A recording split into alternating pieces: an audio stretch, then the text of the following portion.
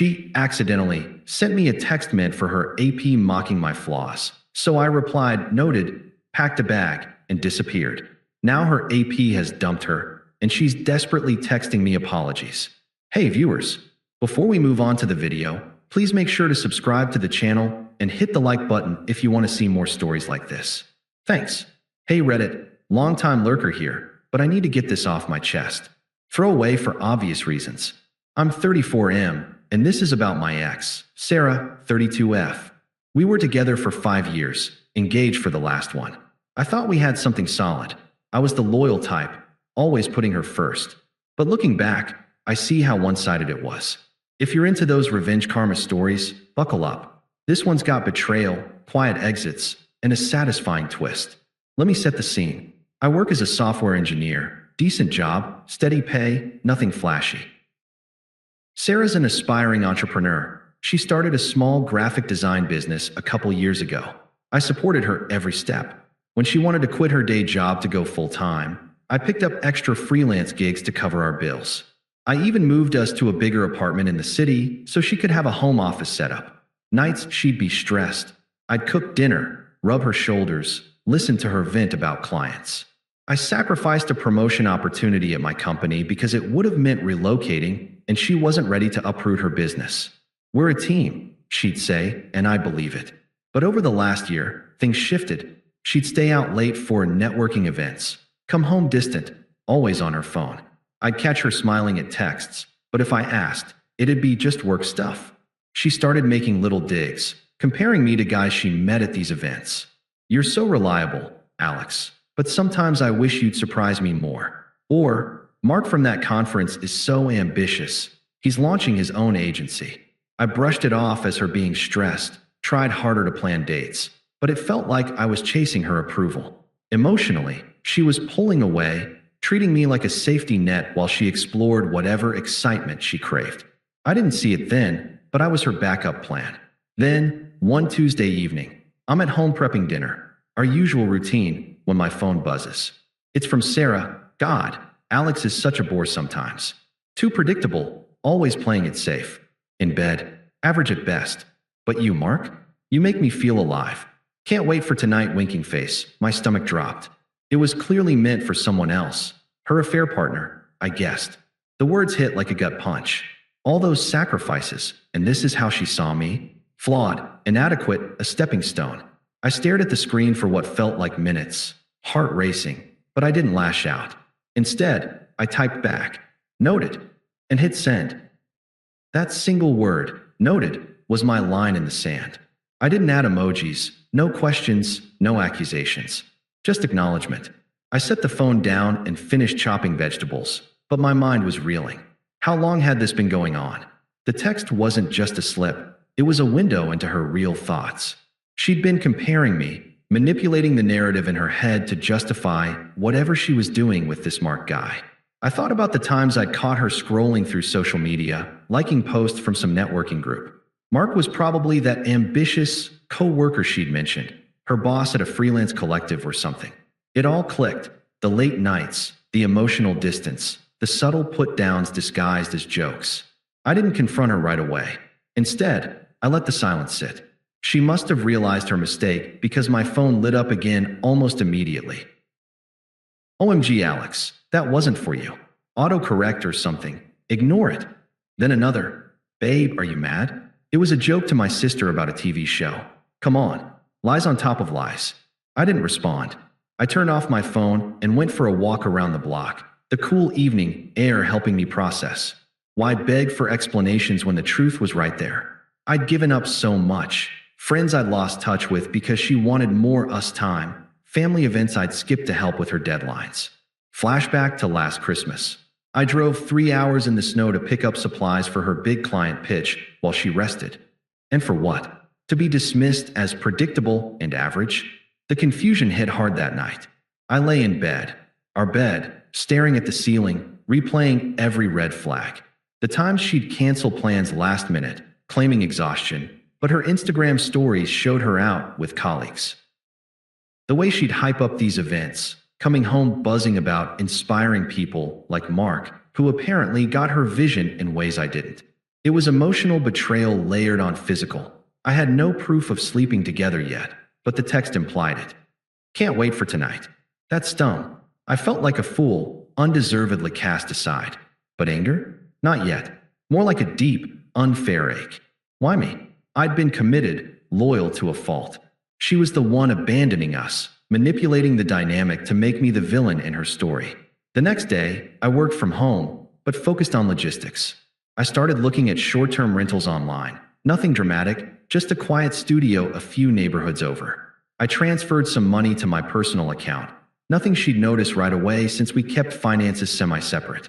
Her business was in her name, but I'd loaned her startup cash. Thousands I'd never see back, I realized. That evening, she came home acting normal at first, all smiles, and how was your day? But I could see the smug undertone, like she thought she'd dodged a bullet with her lame excuses. We sat down for dinner, the one I'd prepped the night before, and that's when she brought it up. So, about that text. It was stupid. I meant it for a friend venting about work stress. You're not boring, Alex. You're stable. Stable. Like a reliable old car, not something exciting. I nodded, keeping my voice even. I get it. But inside, the decision solidified. No screaming match, no tears from me. Just detachment. I spent the next few days in that limbo, going through motions at work, but evenings packing a bag subtly. Essentials only, clothes, laptop, important docs. I even arranged for a friend to store some boxes. The silence from my end must have unnerved her because she started probing. You're being weird. Talk to me. But I didn't. I let the betrayal breathe, let the unfairness fuel my resolve. This wasn't revenge, it was self-preservation. By the weekend, I was ready to walk. Flashback to our engagement. I'd proposed on a quiet hike. Nothing extravagant because she said she hated cliché romance. I saved for months for the ring, and she cried happy tears. Now, that memory felt tainted, like I'd been her placeholder all along. The confusion turned to clarity. I deserved better than being someone's safe option while they chased thrills. Saturday morning, she was out for a brunch meeting, code for whatever with Mark, I assumed. I loaded my bag into the car, left a note on the counter. Taking some space. We'll sort details later. No drama, no accusations. I changed the locks on my online accounts, forwarded my mail, and drove to the new place. It was a simple studio, nothing fancy, but it was mine. I blocked her on socials, not out of spite, but to cut the noise. Then I waited. She blew up my phone by afternoon. Calls, texts, voicemails. I let them pile up before listening. When she got home and saw the note, the first voicemail was frantic. Alex, what the hell? You just leave a note? Come back, we need to talk. I didn't. By evening, she showed up at my work buddy's place. Must have guessed I crashed there temporarily, but I wasn't. Smart move on my part. The real breakup conversation happened 2 days later. She cornered me via a mutual friend's tip-off. I agreed to meet at a neutral coffee shop. No home turf advantage. We sat across from each other, her looking polished as ever, hair done, makeup on point, like this was just a minor hiccup. Me? Calm, composed, sipping black coffee. She launched in right away. Alex, this is ridiculous. Over one stupid text? It was an accident. I meant it for my cousin. We were joking about guys in general. I raised an eyebrow. Joking about me specifically? Naming my flaws. She waved it off, smug smile creeping in. Come on, everyone vents. You're taking it too personally. Yeah, you're predictable sometimes.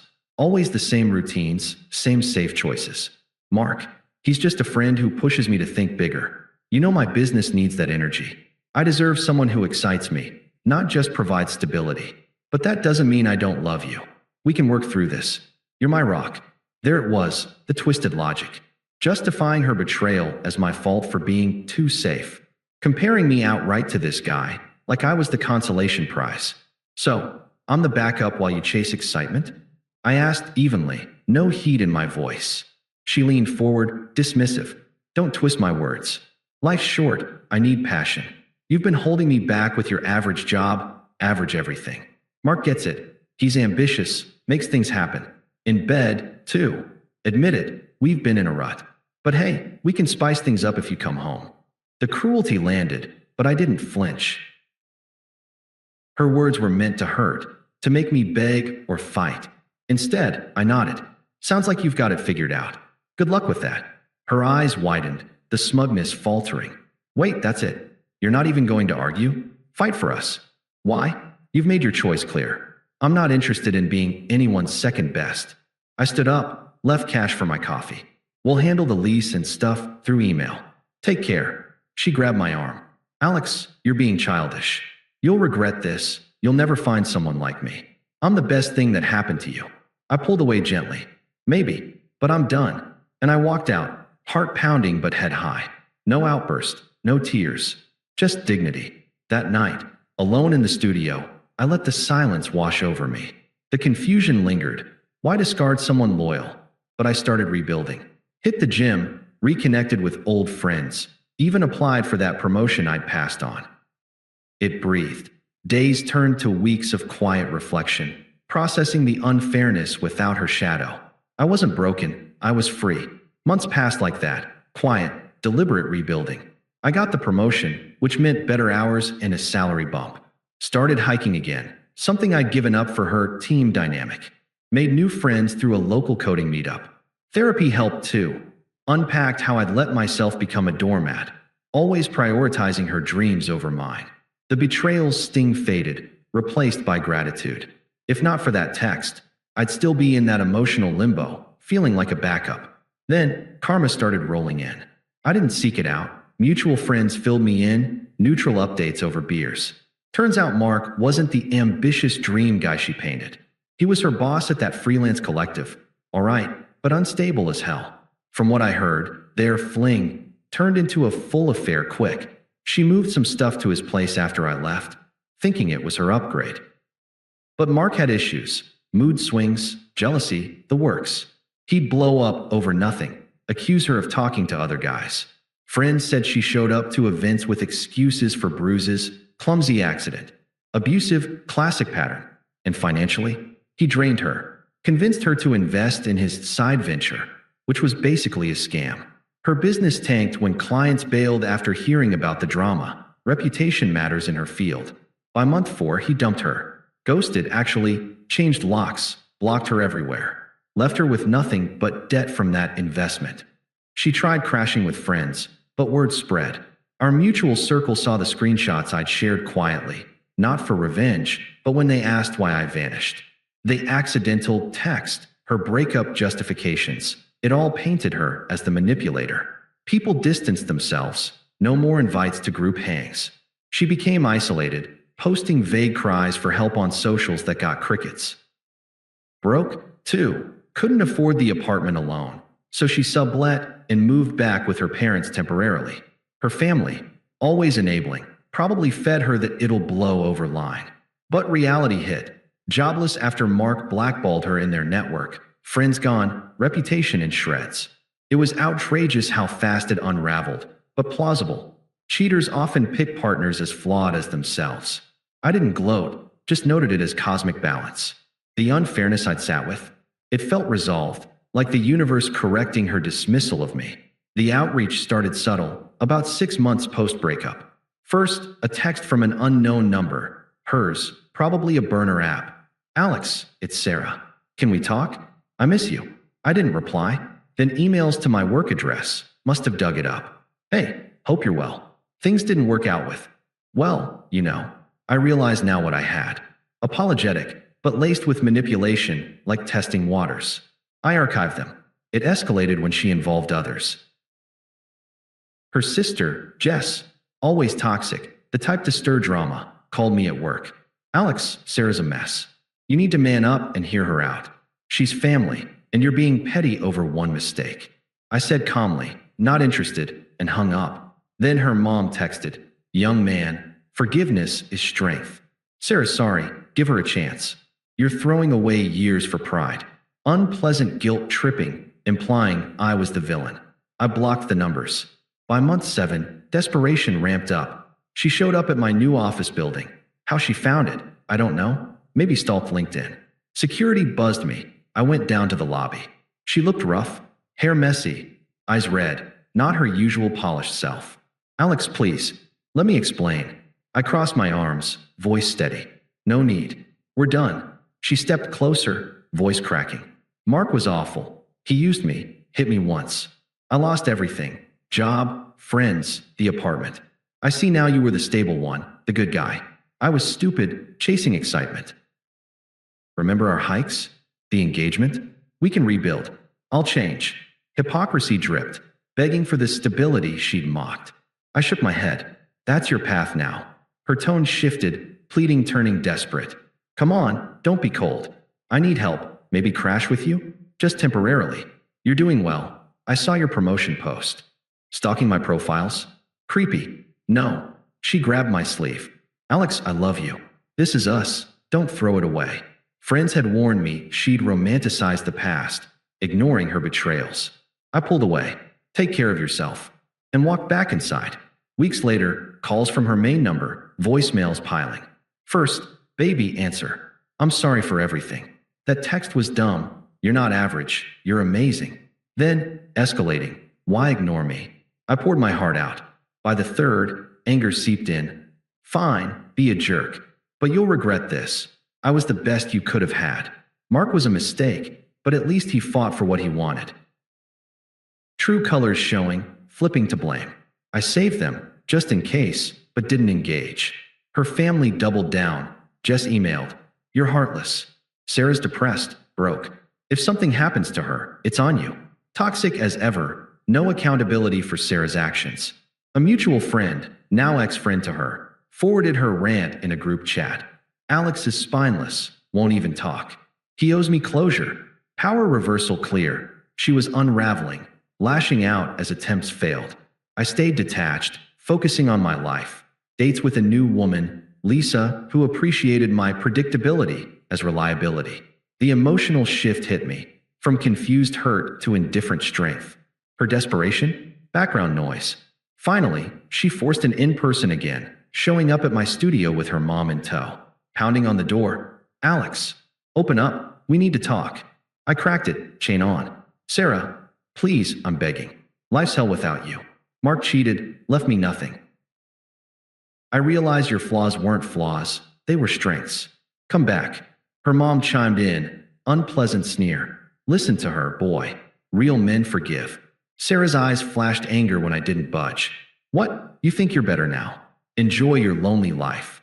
I closed the door. Goodbye. Blocked everything after. Her attempts peaked there, desperate, hypocritical, revealing the entitlement I'd missed. The final nail came at our mutual friend Tom's wedding, 8 months after the split. I'd RSVP'd yes, knowing she might be there. Small circle, but I wasn't hiding. I arrived with Lisa on my arm. We'd been dating seriously, her a teacher who valued my calm nature. The venue was elegant, outdoor garden setup. I was in a sharp suit, feeling good, thriving, really. New job title, hobbies, genuine happiness. Sarah spotted me during cocktails. She approached, disheveled compared to everyone. Dress wrinkled, makeup smudged, like she'd been crying.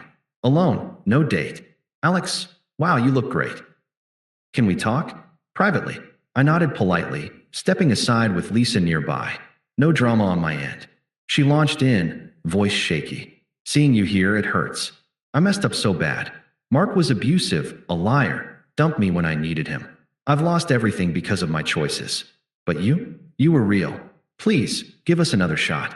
I'll prove I'm better. Hypocrisy on full display, begging for what she discarded.